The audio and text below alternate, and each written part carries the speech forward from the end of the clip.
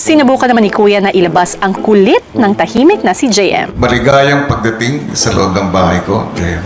Hello, kuya. Parang hindi ka naman yata masaya. Masaya po. Defeat na yung defense. Magaling. Magaling from launch na yung defense. Magaling. Magaling. Di na maalala paano nagsimula.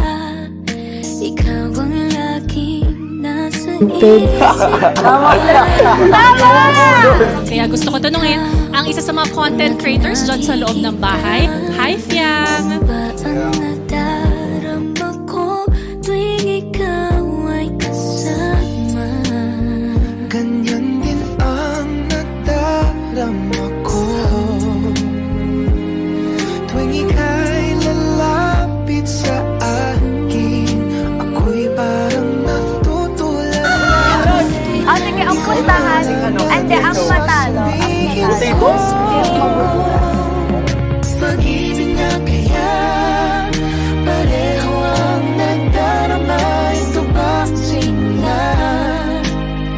Di na mapipigilan. Pag-ibig na sana'y di matapos ang nadarmang ito. Pag-ibig na kaya ito.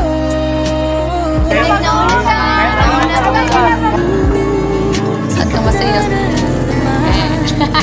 Ganyan naman mag-ingat kahit nagugustuhan tayo ng mga video. Ayaw ganun ba? Kahit sobrang dami kong inugasan na ang video. Parang feeling ko, sana hindi na matapos. Yung galaan namin niya, humakot dito. Diba?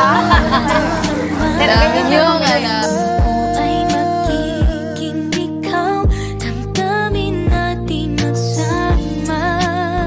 Laman ng puso ko'y ganyan din. Ikaw ay narito, nasa akin. Ginagawa ko? Nasa loob lang po ako. Ayun, nagpatulong ko doon sa kalikilan niya. Uy, hindi pa ba ako? Alam mo, let's be kind kasi whenever... Ay, mali! Pag-ibig na kaya Kaya nandito ako, nandiyan ka.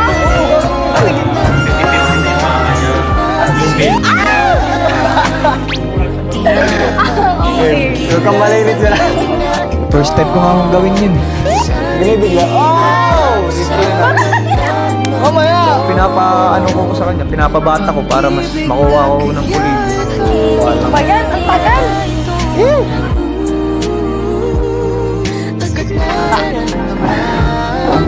Oo, yun, hindi na halata. Inaasar niya ako. Ang buhay ito. Tumali ako dito pa. Saan ka makakita, kuya? Taga-bunot ng paa ng ipis. Ganito kagawa po, di ba?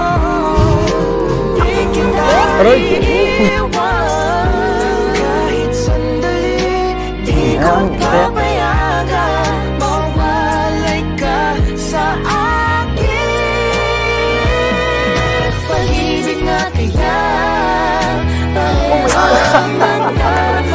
Kasing intense ng speculations mo ang mga naamoy ni JM.